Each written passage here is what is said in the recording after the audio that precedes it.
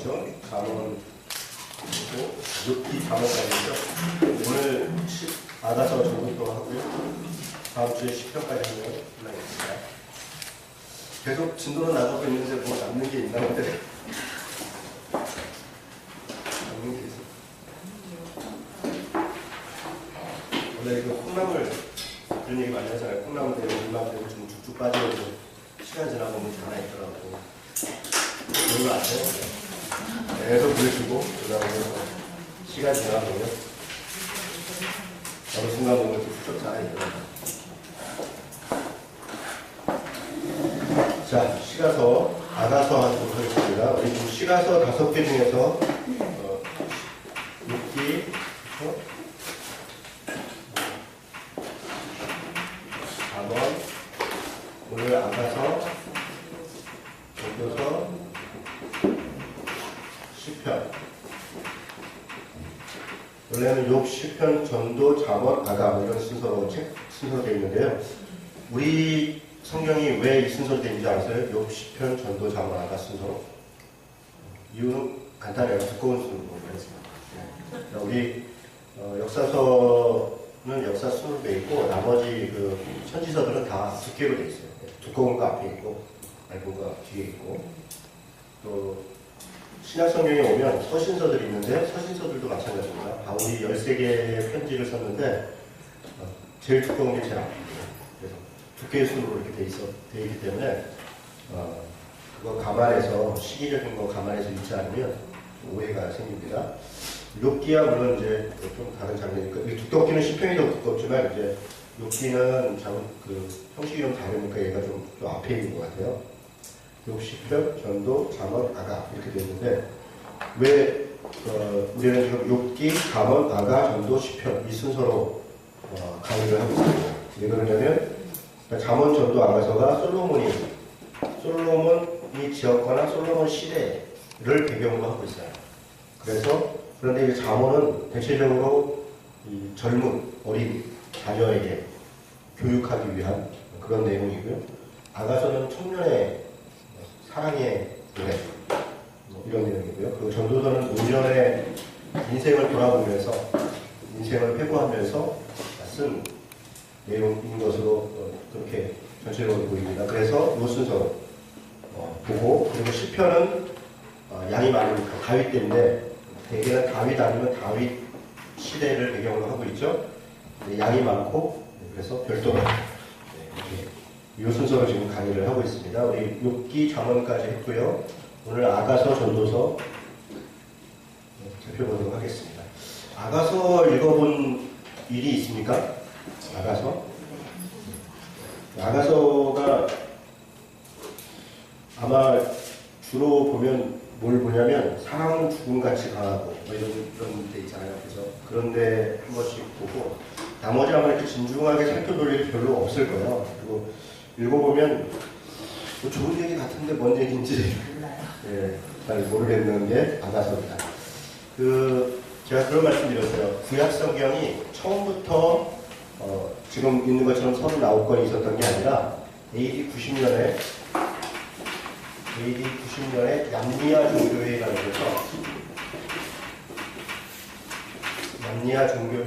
데서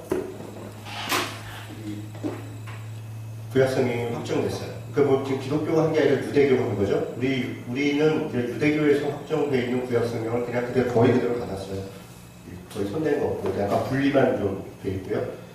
그때 마지막까지 이걸 정경으로, 그러니까 외경이 있고 위경도 있잖아요. 외경도 있고 위경도 있는데 정경으로 이걸 넣을 거냐 말 거냐 마지막까지 했던 게 3권이잖아요. 3권의 책을 논란이 많이 있었다는 거예요. 그 중에 3권이 아가서, 에스더, 전도서 이렇게. 이거는 정경으로, 그러니까 정경이라고 하면 이제 하나님의 말씀으로 캐논, 그러니까 하나님이 우리에게 주신 말씀으로 정말 받아들일 수 있겠느냐. 이게 혹시 이렇게 다른 사람의 어떤 의견을 쓴 거나 혹은 뭐 잘못된 말씀들이 좀 이렇게 교훈적으로 있는 거나 그런 정도이지 않냐. 이제 이런 거죠. 정경이냐, 정말 정경이냐, 하나님이 주신 것이고 우리에게 신앙적으로 정말 의미가 있느냐. 아가서, 에스더, 전도서를 왜 이렇게 논란이 됐냐면 전도서 같은 경우는 조금 이따도 보겠지만 좀 허무주의를 조장한다. 이거 처음부터 그냥 헛되고 뭐고 헛되고. 근데 진짜 그래요. 전도서를 읽어보면요, 뭐 괜찮은 게 없어요. 심지어는 지혜로운 것도 헛되고, 네. 의로운 것도 헛되고 이렇게 돼요. 그래서 뭐가 그거 안 헛된 거냐? 딱 한두 가지 얘기해요. 죽는 건 공평하다 이런 정도예요. 전도서 읽어보면 그래요. 죽는 거는 공평하고 나머지는 뭐 괜찮은가 보다 하면 별거 아니에요. 그러니까 이게 정말 하나님 말씀이겠느냐 이런 의문이 있는 거죠. 에스더는 뭐 아름다운 이야기긴 한데 하나님 소리가 한 번도 안 나와요. 그 에스더서에 하나님 뭐 여호와 이런 단어가 아예 한 번도 없어요. 그래서 이건 그냥 무슨 동화 같은 거고 그냥 과거의 이야기지 이걸 정경으로 채택할 수 있겠냐 이제 이런 논란이 있었어요. 아가서는 심각하죠. 왜냐하면 내용도 이렇게 읽기가 좀 민망할 정도로 표현이 너무 적나라해요. 그래서 그런 것도 그렇고요. 아가서에 하나님 소리가 한 번도 안 나와요. 아가서. 네? 이게 무슨 소리예요? 8장 6절에 보면 분명히 나오는데 지금 8장 6절 한번 보세요. 8장 6절 우리가 아주 잘 아는 말씀이에요. 너는 나를 도장같이 마음에 품고 도장같이 팔에 두라. 사랑은 구름같이 강하고 질투는 수월같이 잔인하며 불길같이 일어나나니 그 기세가 여호와의 불과 같으니라. 이렇게 돼 있어요. 여호와가 여기 있는데 왜 없다고 해요? 근데 이 문구를 가만히 읽어보면요, 여기 여호와가 있는 게 좀 뜬금없어요. 이건 뭐 사랑에 대한 이야기인데 사랑이 여호와의 불같이 일어나는 게 이게 무슨 의미인가? 실제로 이 단어는 샬레 베트야라는 단어인데요. 이 여호와의 불길, 여호와의 불과 요게 한 단어예요. 샬레 베트야 이런 단어인데 우리가 야라고 하는 게 제가 강의하다가 자주 그런 얘기하죠. 이사야 그러면 예사야후, 예사야회 이렇게 해서 회가 생략돼 있다. 원래는 야회다. 이제 엘리야회 이렇게 했었잖아요. 그죠? 하나님은 여호와시다 이런 의미잖아요. 야를 되게 여호와 생략된 여호와로 봐요. 그런 게 많아요. 그래서 여기 살레베트야도 아마 야는 여호와고 살레베트는 불길이다 이렇게 해석을 해서 이렇게 해놨어요. 그런데 실제는 살레베트야가 구분된 단어가 아니에요. 그래서 우리 세번역 성경에는 여호와라는 단어가 없습니다.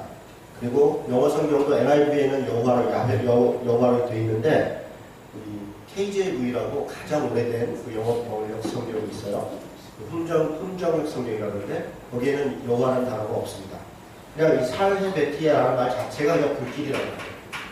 이게 불길이라는 거예요. 근데 왠지 여호와를 안 넣으면 좀 서운할 것 같았는지 그렇게 된 것 같아요. 물론 넣어도 문제는 없어요. 그러니까 살레베트라는 말도 불이라는 말이거든요. 살레베트야 해도 불길이 되고, 그러니까 뭐 넣어도 되고 안 넣어도 되는데 대체적으로는 없었던 것으로 인식을 합니다.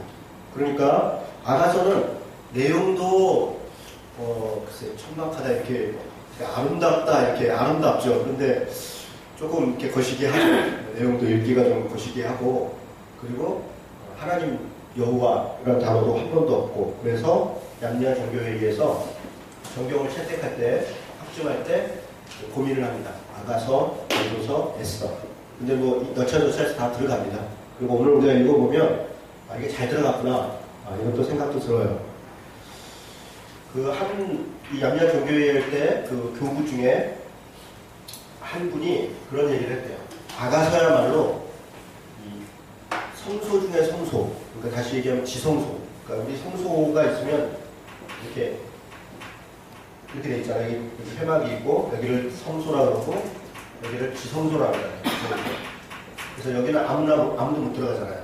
그래서 아주 은밀한 곳, 그리고 범접할 수 없는 것, 그리고 아무나 들어갈 수 없는 곳, 이걸 지성소다, 가장 거룩한 곳 이렇게 얘기하는데 어떤 그 당시에 이제 회의할 때 한 분이 이 아가서야말로 지성소 중에 성소 중에 성소다, 성경 중에 성경이다 이렇게 이야기를 하면서 아가서야말로 정경에 반드시 들어가야 된다 그렇게 이야기를 했다 그래요. 근데 또 읽어보면 의미가 있고 설득력도 있습니다.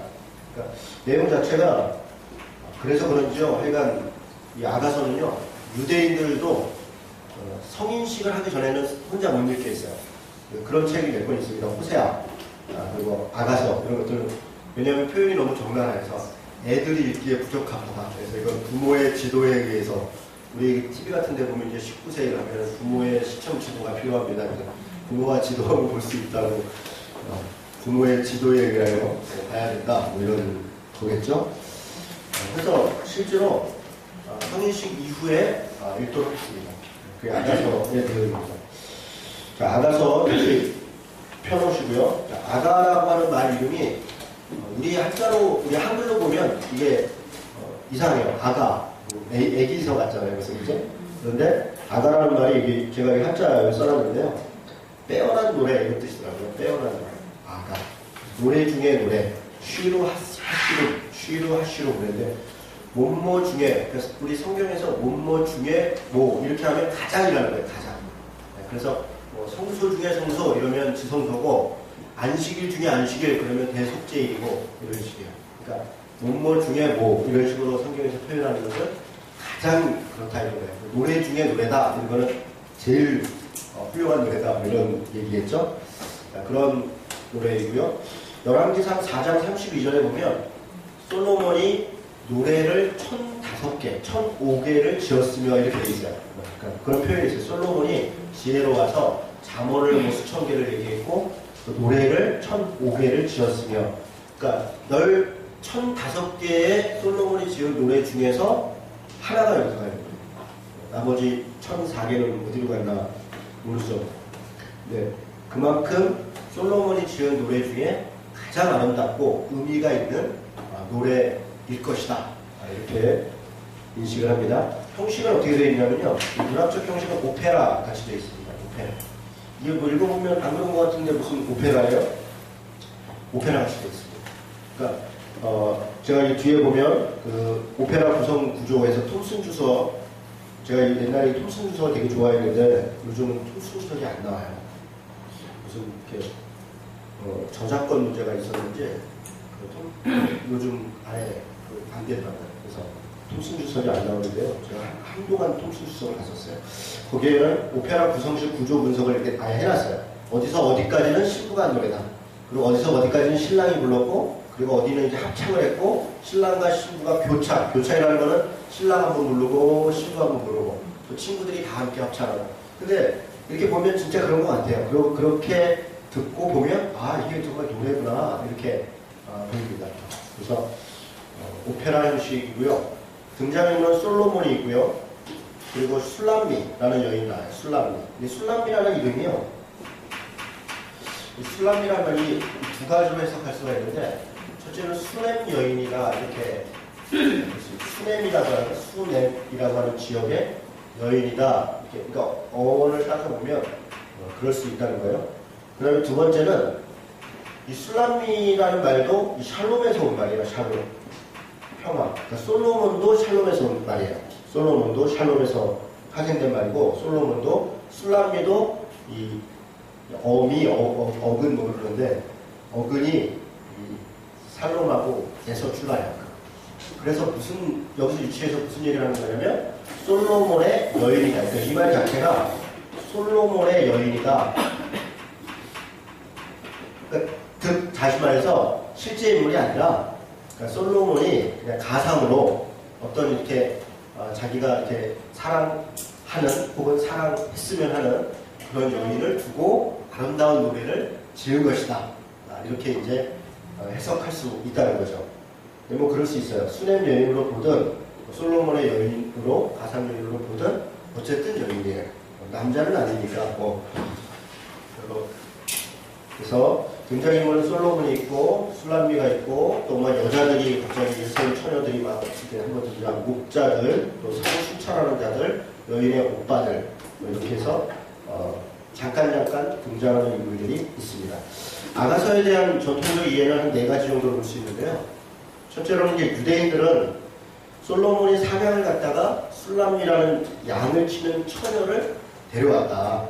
그런데 그 데려오는 과정과 그를 사랑하는 과정을 썼는데, 결국 이제 유대인들의 해석을 지혜도, 권력도, 부귀, 영화도 그리고 사랑을 얻을 수 있는 것은 아니다. 사랑을 어떻게 얻는 거냐? 사랑해야 얻는 거예요. 그래서 진짜 사랑은 사랑하는 마음이 서로 있어야 얻을 수 있는 거지, 돈이 많다고 권력이 있다고 얻을 수 없는 것이다 라고 이야기하는 것이 다가서다 라고 이제 설명을 한다는 거예요.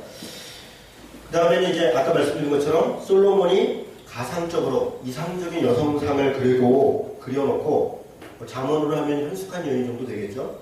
그런 어떤 여인을 그려놓고 사랑을 노래했다는 주장이죠. 네, 그렇게 해석할 수 있습니다. 세 번째는 아주 전통적인 해석인데요. 자, 여기 보세요. 그러니까 이게 이제 유대교하고 이제 기독교하고, 여기 이제 하나님, 여기 이제 예수 그리스도, 그리고 이제 물론 우리 하나님 믿지만 이렇게 주로 믿죠.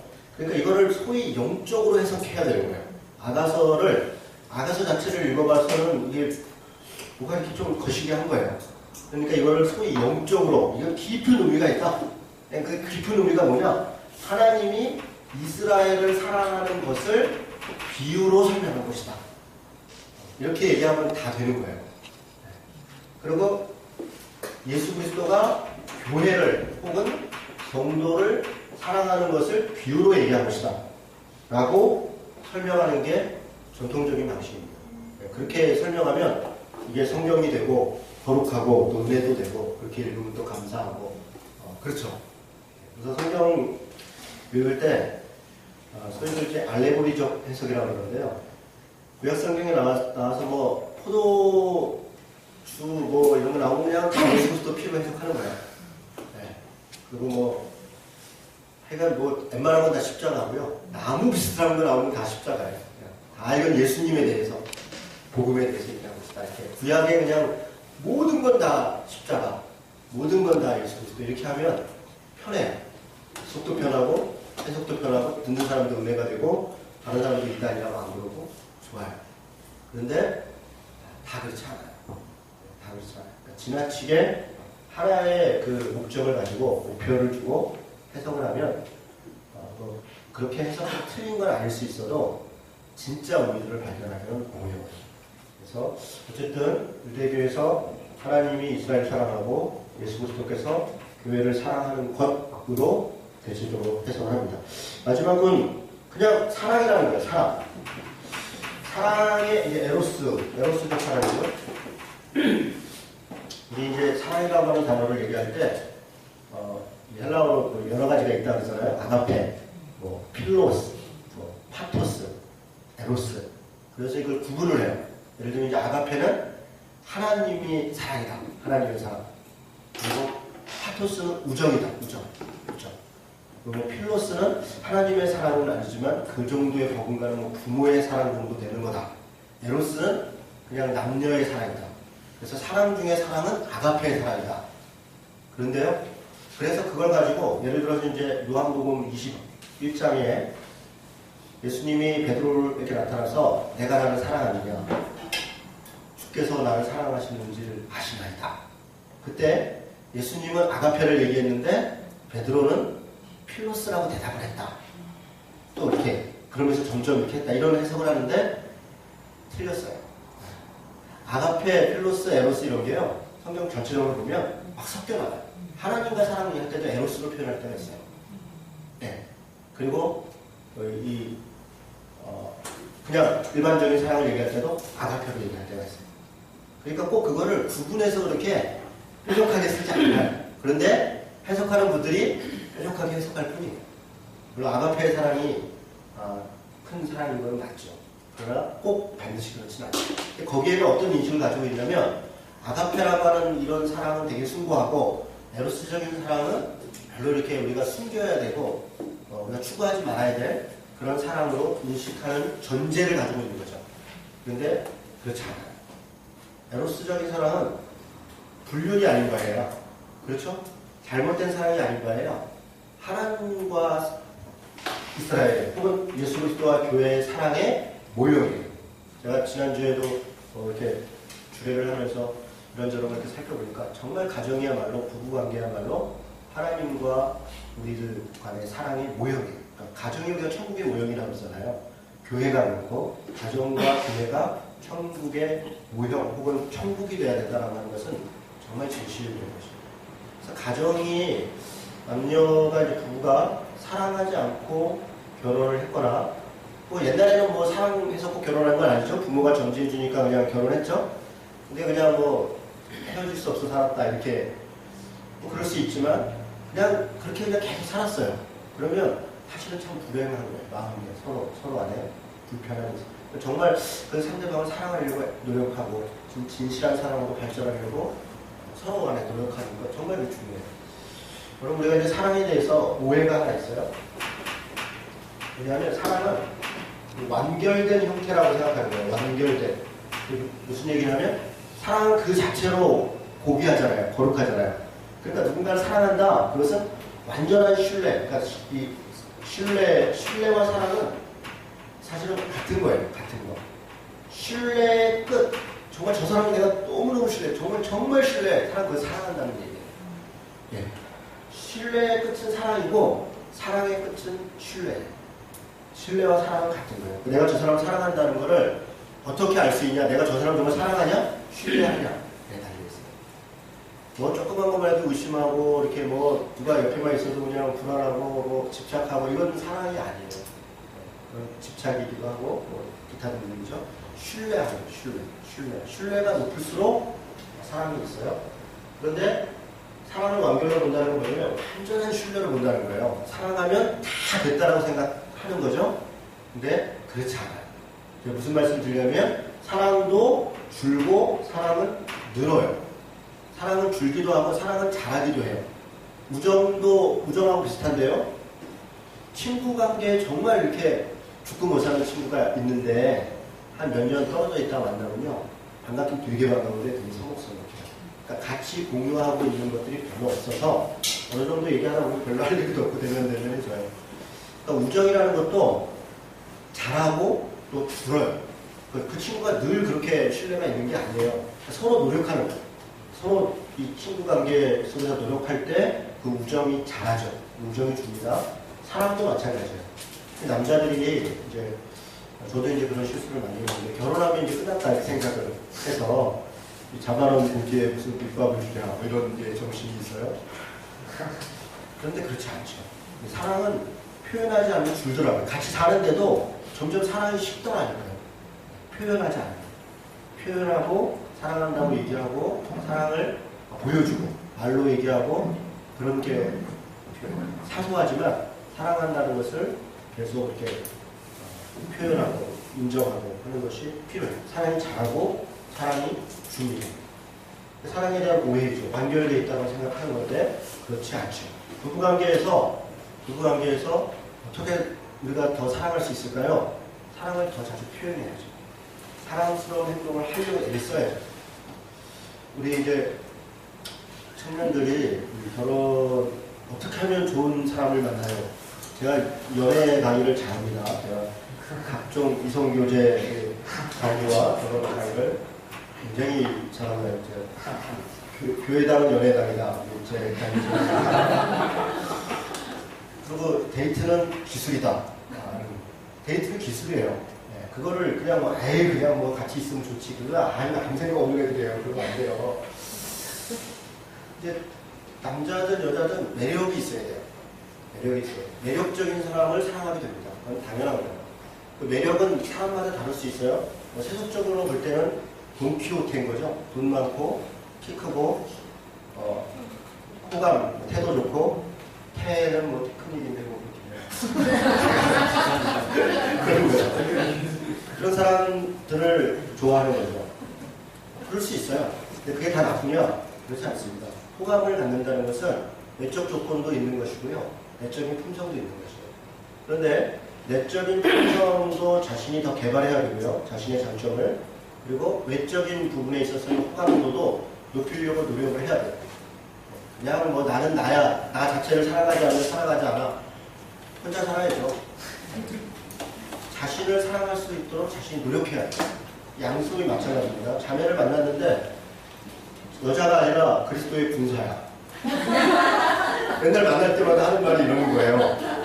우리 언제 기도하고 우리 언제 전도를 가고 나는 얘랑 좀 데이트하고 싶은데 만나가면 너 큐티에서 막 이렇게 점검하고 있고, 너 말씀 어떻게 그래, 너 말씀 어디까지 거냐? 그런 거 점검하고 있으면 이게 좀 거시기해요. 거시기해. 어제 얘기했으려고 그 청년부에서 시간이 그래서 우리 청년부는 또 신앙공동체니까 뭐 좀 그러다 아예 그 우리 교회 청년부에서 만나기 어려운가 보고 이렇게 누가 이렇게 추천을 줘갖고 이렇게 소개팅 해줘갖고 다른 사람을 만났네. 근데 거기도 또 그쪽 교회 분사가 나왔네. 여성으로서의 매력이 있어요. 여성으로서. 남성으로서의 매력이 있어요. 자신을 가꾸고 그 내적으로든 외적으로든 그것은 대단히 중요한 거예요. 그건 책임이에요. 책임. 상대에 대한 의무예요. 그건 권리가 아니에요. 내가 내 마음대로 살 권리가 있어. 그건 자기 혼자 살 때 그런 것이고요. 상대방과 같이 살 때는 상대방에게 매력이 있고 또 호감이 있도록 노력해야 될 책임이 있어요. 아니 그렇잖아요. 제 아내가 저랑 어디 갔는데 제 남편이 소개하는데 민망해봐. 아우 제 남편이에요 했는데 좀 자신이 있고 좀 존경감도 있고 내 남편 멋있다. 누가 봐도 이렇게 좀 뿌듯해서 제 남편이에요는 기분이 좋잖아요. 저도 제 아내예요 그럴 때 저는 늘 기분이 좋거든요.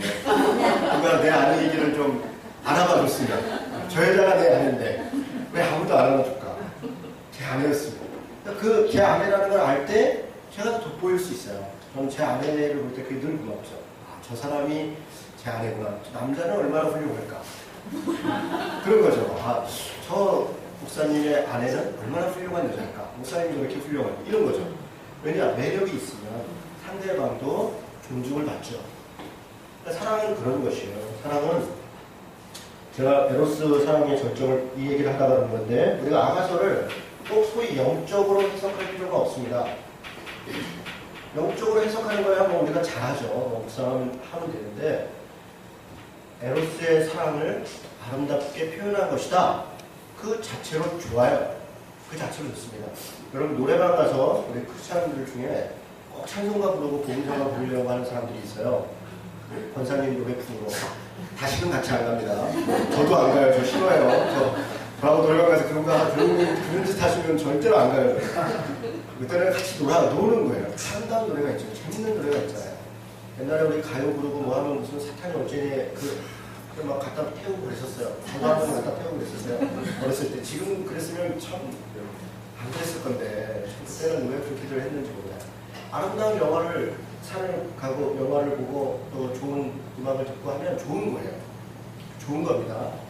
그러니까 우리가 이 세상을 살아갈 때 참 하나님이 만드신 아름다운 것들이 많아요. 자연도 있고 만들어진 여러 가지 예술도 있고 그걸 누리지를 못하는 거예요. 그냥 교회에서 찬송가 부르고 기도하고 말씀 읽고 이게 다라고 생각하는데 다가 아니에요. 하나님 그게 작은 분이 아니에요. 그래서 사랑하고 누리고 하고는 참 좋은 거예요. 즐겁게 재밌게 어떤 분들이 이제 이렇게 얘기해요. 웃겨주신 거예요?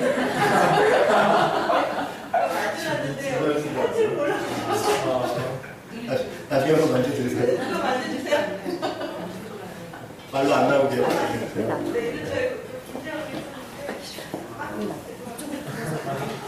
여러분 어떤 분이 저한테 그렇게 얘기해요. 내가 이렇게 재밌게 살아도 되나? 이렇게 즐거워도 되나?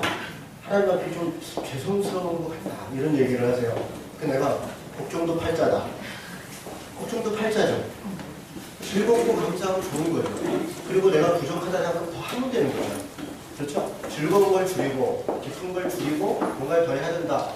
우리 기독교가 쾌락이나 그러니까 금욕의 종교가 아니에요. 옛날에 어떤 스님이 무소유, 복정 스님이 그러신 거죠. 무소유가 굉장히 좋죠. 근데 우리 기독교의 정신은 무소유가 아닙니다. 우리는 주신 거 잘 쓴다. 청지기 정신인 것이 사람마다 주신 게 다르고 또 최선을 다해서 또 사람이 더 많이 주시면 더 많이 나누고 이렇게 살아가는 게 우리의 기독교의 정신이지 아무것도 안 갖는 것 그것이 기독교의 정신이 아닙니다. 쾌락 있고 즐겁고 기쁘다. 감사하죠. 감사를 또 잘 표현하면 됩니다. 이렇게 해서 좀 에로스 얘기를 하다가 그리고 넘어갔는데 제가 무슨 말씀 드리려는지 알겠죠? 노래만 하면은 재밌게 노는 사람이 갑입니다. 갑이에요. 얘네 이렇게 구석에 앉아가지고 고민하고 막 끼끼 건강한 척하고 있으면 다시는 안 될 거예요. 왕따 돼요. 네, 왕따입니다. 네. 전혀 그런 없으면 안 돼요. 재밌게 노는 게 답이에요. 저 노래방 가면 잘 놉니다. 청년들 자꾸 가면 날라다닙니다. 그 애들 그럴 거 없어요. 네.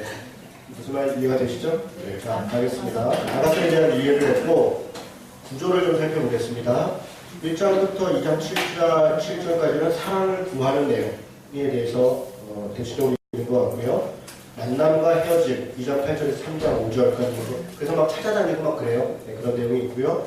3장 6절에서 5장 1절까지는 하나됨과 결혼, 여기 뭐 첫날감 얘기도 슬쩍 나와요. 이렇게 비유적으로 슬쩍 지나갑니다. 사랑의 갈등, 참 이게 보면 그래요. 사랑을 구했고, 만났고, 결혼했는데, 그럼 또 갈등도 있어요. 이게 참 좋은 거예요. 원래 갈등이 없으면 사랑 안 하는지도 몰라요. 사랑하면 꼭 갈등이 있더라고요. 예, 다툼이 있어요. 나는 살면서 한 번도 싸운 적이 없어요. 그런 집안들은 조심해야 됩니다. 한 번 제대로 싸우면 그날로 끝나는 거 아니에요. 우리는 늘 싸우며 살거든요. 그래서 뭐 웬만한 싸우면은 뭐 괜찮아요. 웬만큼 싸우는 거는 뭐 우리한테 전혀 스트레스가 안 돼요. 제 아내랑 저랑 전혀 안 싸울 것 같죠? 네, 굉장히 잘 싸웁니다. 막 주워 던지고 몇 가지 불문율이 있어요. 몇 가지 불문율이 있는데 절대로 이 폭력은 안 된다. 마지막 말은 해서는 안 된다. 그래서 너만 너무 후회 여기 헤어져. 이런 건 농담으로도 해서는 안 되는 거예요. 그런 얘기는. 그리고 싸울 때는 그때 얘기만 한다. 그때 지난번에도 당신이 어쩌고저쩌고 이렇게 오기 시작하면 그때부터는 뭐 피곤하고 그건 해결이 안 돼요. 그 얘기만 하는 거예요.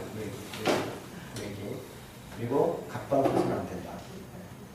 입을 따로 덮고 자는 사람이 있어서 같은 방에서 잔다. 한 날 괴로우면 그날의 조카이다. 다음 주면 그날 해결하려고 애쓰자 뭐 이런 거예요. 그래서 잘 싸우는 거 중요합니다. 잘 싸워야 돼요. 안 싸우는 게 중요한 게 아니라 갈등이 있죠. 갈등이 있기 때문에 나는 불행해 이렇게 생각하는 것은 그건 그렇지 않아요.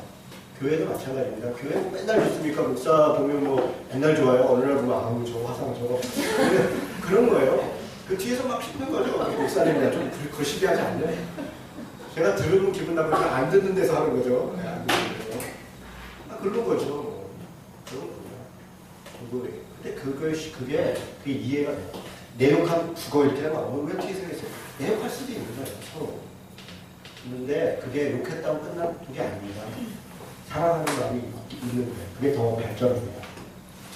갈등이 있고 그래서 성숙된 사랑으로 간다. 이런 순서로 되어 있는 게 아가서의 내용입니다. 오페라 구성식 구조가 톰슨에 있는데요. 오늘 참고로 보시면 되겠고요. 자, 지금부터는 아가서에 말하는 사랑이 뭔가를 좀 정리를 해봤어요. 이걸 제가 쭉 읽을까도 생각했는데 그럴 필요가 없을 것 같아요. 아가서 여러분이 읽으시면 되겠고요. 자, 2절 1장에 보니까 5절, 6절 같이 한번 읽어볼까요? 자, 시작. 예루살렘 딸들아 내가 비록 거무나 아름다우니 계단의 장막 같을지라도 솔로몬의 휘장보다도 같구나. 내가 햇볕에 쬐어서 거무스름할지라도 흘려보지 말 것은 내 어머니의 아들들이 나에게 요하여 포도를 지키로 생각했습니다. 나의 포도원을 내가 지키지 못하였구나. 자, 이 아가서의 특징 중에 하나가 뭐냐면 도시를 의인화해요. 이 게달 같은 데가 여기 아라비아에 있는 도시거든요. 사막 도시인데 여기 뭐 군데군데 보면 여러 도시를 의인화해서 불러요. 근데 우리는 잘 이해가 안 돼요. 우리는 예를 들어 서울 그러면 어떤 느낌이 있잖아요. 영주 그러면 무슨 느낌이 있고 예산 그러면 느낌이 있잖아요. 그러니까 이 시적 표현이니까 그 사람들이 잘 알고 있는 어떤 도시를 이야기하면서 그렇게 표현하는 거예요. 어떤 삭막한 걸 얘기할 때는 약간 삭막한 것 같은 도시를 얘기하는 거죠.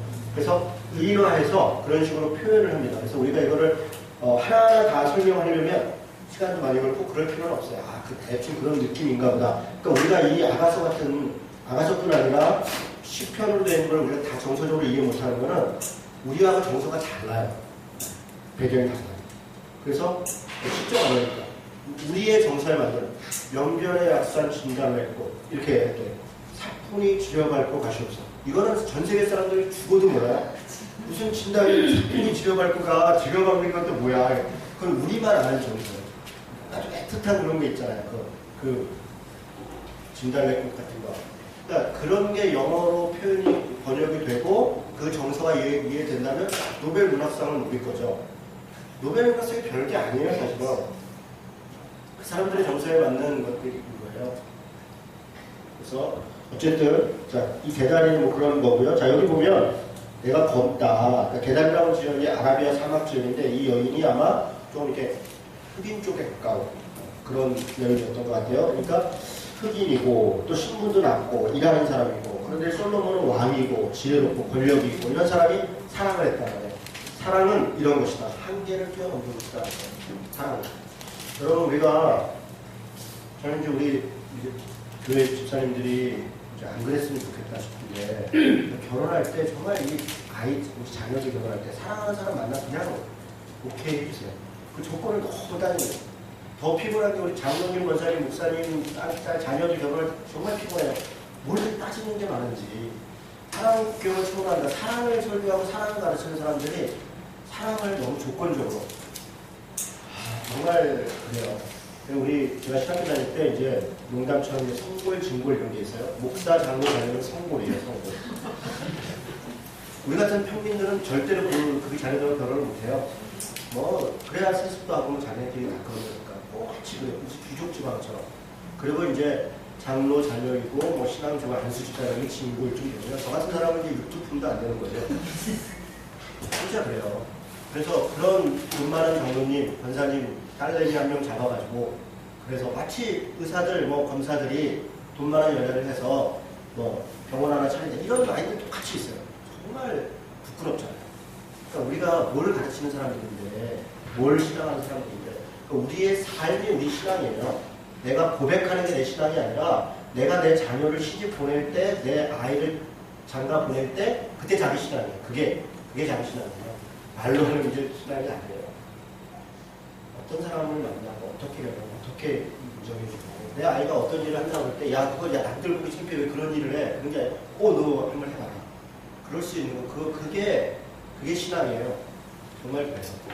그러니까 사랑은 한계를 넘어서는 것이다. 만약에 우리 아이가 우리 땅에 하나 있는데 동남아의 어떤 남자를 만났다. 제가 마음은 씁쓸하겠죠. 그러나 인정해줘야죠. 그럴 수 있어요. 그러니까 저도 그렇게 결혼했거든요. 우리 장모님도 우리 교회 강사이시긴 한데 제가 결혼할 때 정말 반대가 심했어요.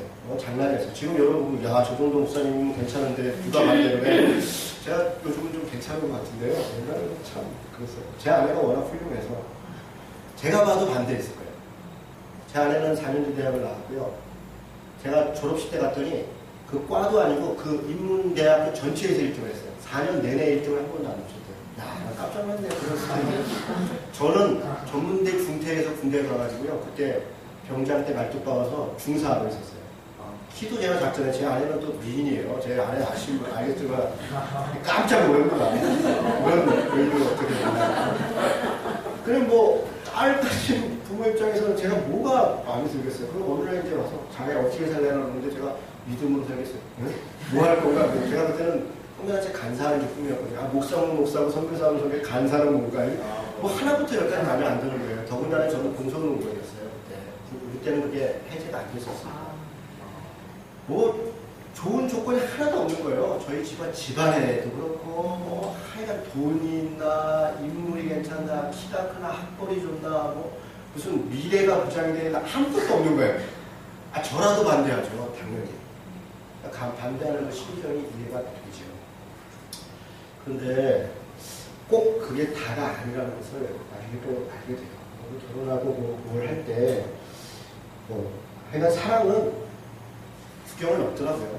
아무리 반대해도 하는 사람은 합니다. 제가 오죽하면요, 우리 처형이 이제 처음에는 막 이렇게 저를 좋아했었어요. 처형도 처제도 그렇고 제가 이제 물량공사를 많이 했거든요. 없는 노래 이렇게 막 이렇게. 근데 이제 어머니가 반대를 하시니까 돌아갔어요.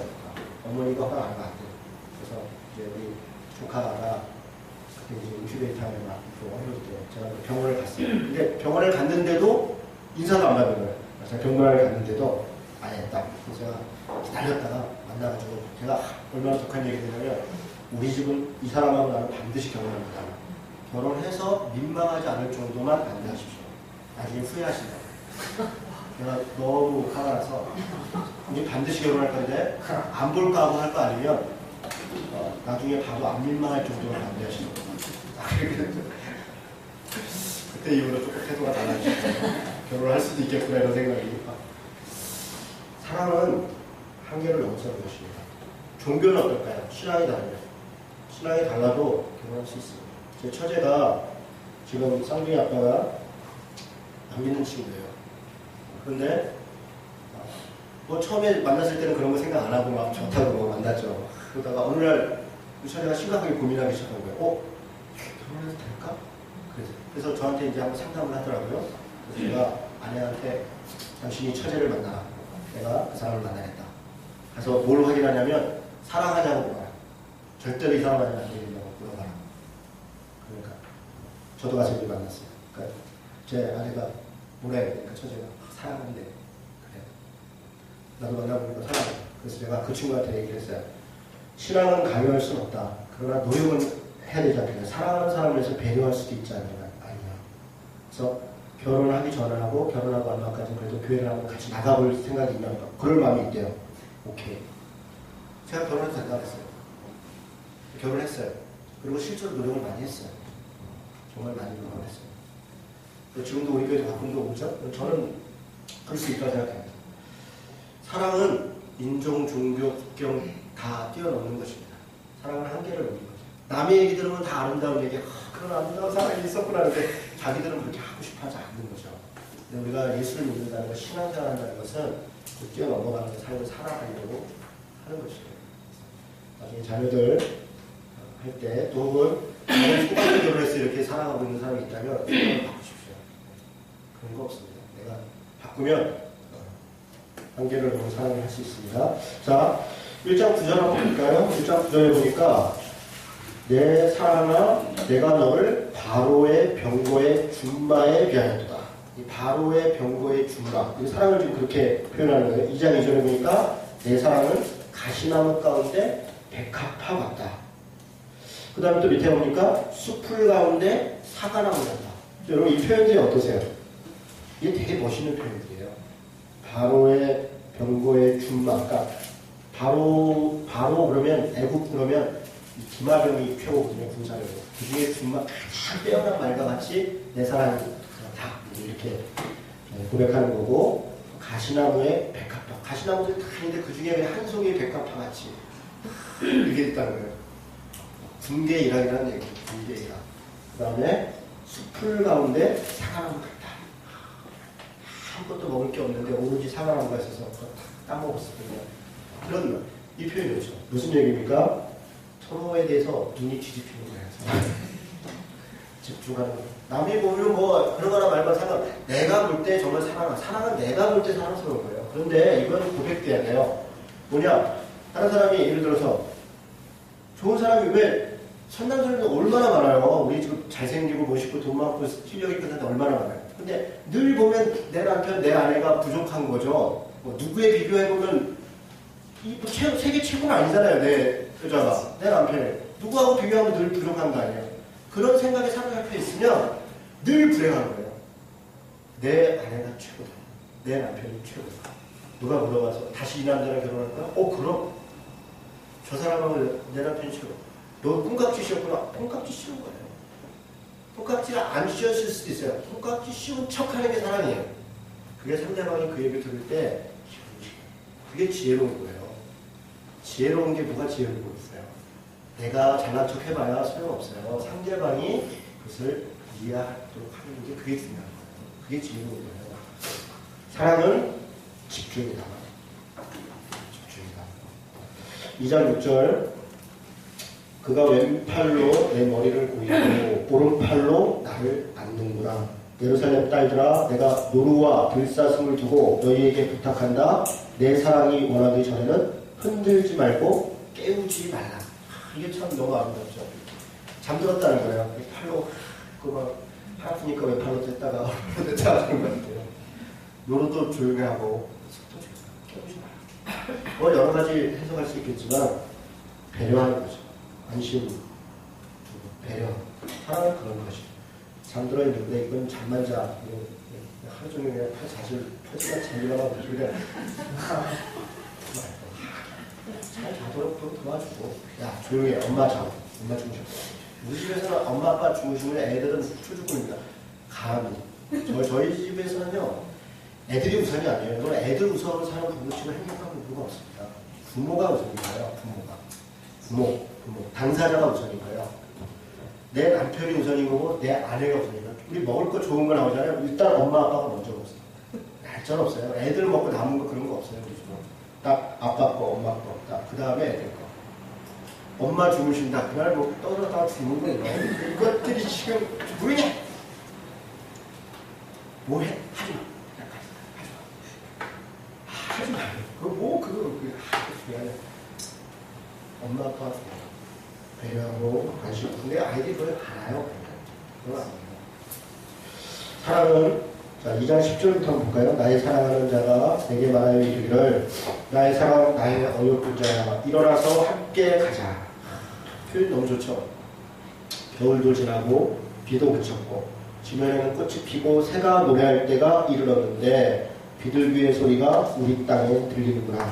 무화과 나무에는 푸른 열매가 있고 포도나무는 꽃을 피워 향기를 토하는구나. 나의 사랑, 나의 어여쁜 자야, 일어나서 함께 가자. 참 좋죠?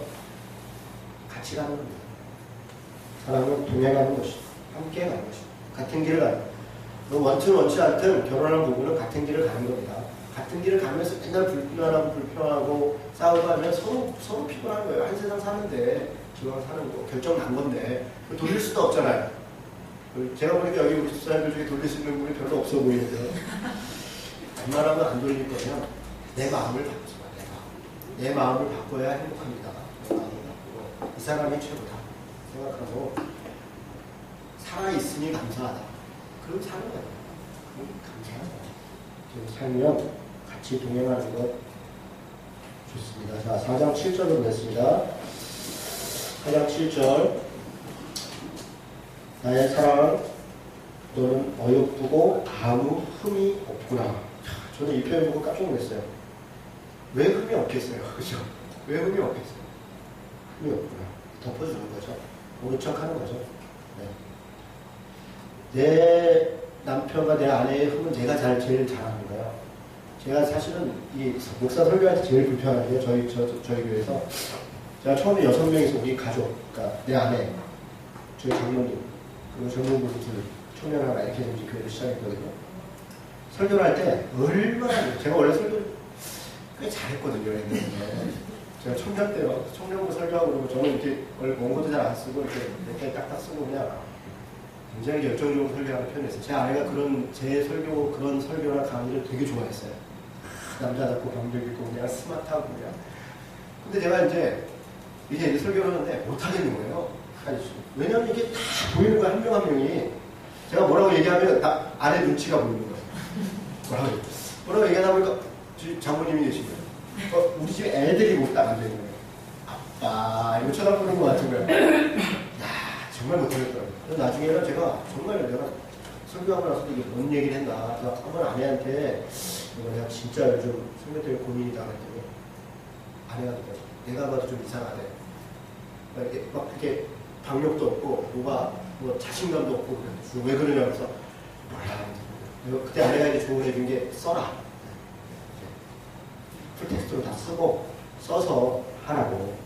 그래서 그때부터 썼어요. 그래서 많이 좋아졌어요. 그러니까 쓰니까 이제 누구 눈치 그때 이제 순간적으로 이렇게 뭐가 눈치가 보이면 말이 이게 버벅버벅 되거든요. 네. 그냥 쓰니까 그냥 눈치 한번 그냥 하는 거죠.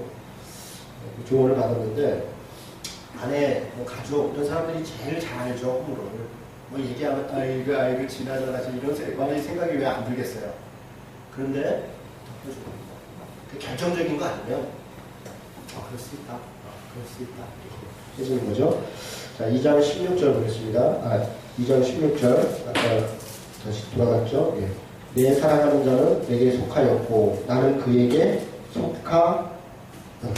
그가 백합화 가운데서 양떼를 먹이는도다. 6장 3절 나는 내 사랑하는 자에게 속하였고 내 사랑하는 자는 내게 속하였으며 그가 백합화 가운데서 그 양떼를 먹이도다. 서로 속한다는 거죠. 자, 마지막으로 8장을 보겠습니다. 6절부터 7절까지 같이 읽겠습니다. 자, 시작. 너는 나를 도장같이 마음에 품고 도장같이 팔에 두라. 사랑은 죽음같이 강하고 질투는 수울같이 잔인하고 불길같이 일어나니 그 기세가 여호와의 글과 같습니다. 많은 물도 이 사람을 끄지 못하겠고 홍수라도 삼키지 못하나니 사람이 그의 온 가산을 가지고 사랑과 바꾸려 할지라도 오히려 멸시를 받으리라. 너무 좋죠. 너는 나를 도장같이 마음에 품고 도장같이 팔에 두라. 사랑은 죽음같이 가. 질투는 여러분이 사랑하고 질투가 참 극과 극이죠. 사랑은 죽음같이 강한데 질투는 수울같이. 수울은 뭐냐면 지금 음부예요. 죽음. 이 고통의 공간을 얘기하는 거죠. 음부를. 당시의 구약은 죽음은 다 수울로 간다. 그러니까 천국과 지옥과 같다 이렇게 얘기해서 수울로 간다 이렇게 생각을 했어요. 잔인하다는 거예요. 그 질투하고 싫어하고 미워하고 살면 지옥인 거예요. 그게 지옥이에요. 지옥에 딴 게 없어요. 사랑하지 않고 사는 게 지옥이에요. 교회만 오면 좋은데 가정에만 가면 나는 저를 했을 때 그러면 교회를 줄이세요. 교회를 한 주에 한 번만 오시고요. 가정의 횟수를 늘리세요. 가정이 천국이 돼요. 가정. 금요기도에 간다고 그냥 뒤지게 먹고 집안 괜히 맨날 그러는데 금요기도 오지 마세요. 가정이 중요해요. 정말 가정이 우선이에요. 그 다음 직장이 우선이에요. 교회는 가정과 직장을 위해서 있는 거예요. 가정과 직장을. 사랑하며 사는 곳이 천국이고요. 미워하고 사는 곳이 지옥입니다. 많은 물도 이 사람을 끄지 못하겠고 홍수라도 삼키지 못하나니 사람이 그의 온 가산을 가지고 사랑과 바꾸려 할지라도 오히려 멸시를 받으리라. 여러분 제가 이제 목사로서 설교할 때 이 성경을 가르치고 올 때 제가 굉장히 조심하는 것 중에 하나가 뭐냐면 내 가정을 돌보는 거예요. 그러니까 저는 이선적인 목사가 되지 않으려고 참 그러니까 있는 그대로 쓰는데 그러니까 내 가정에서 내가 인정을 못 받고 내 가정의 사랑을 나누지 못하는데 내가 설교를 한다? 저는 양심상 좀 못할 것 같아요. 사랑하며 합시다 그런데 너나 잘해 이렇게 되면 어렵잖아요. 물론 부족할 수 있죠. 다 잘할 수는 없어요. 그러나 이제 노력해. 자녀도 그렇죠. 우리 자녀들이 뭐 부족할 수 있죠. 사무엘의 아들들이 이렇게 망가졌다니까요. 우리가 알잖아요. 사무엘이 그 훌륭한 사무엘의 아들들이 걔네들 때문에 왕정시대가 됐다니까요. 그러니까 이진호 아들이라고 뭐 꼭 다 훌륭한 놈들이 되겠습니까? 그 중에 얼빠진 놈도 생길 수 있겠죠. 그러나 이제 태도, 내가 아이를 사랑하고 아이를 키우려고 하고 그거를 성도들이 이해하고 서로. 그러니까 우리가 당신 아이 뭐 이번에 어디 갔다며? 어떻게 됐다며? 이게 이제 서로 비난이 되고 부끄러움이 되고 자랑이 되지 않고 어려움이 있으면 좀 감싸고.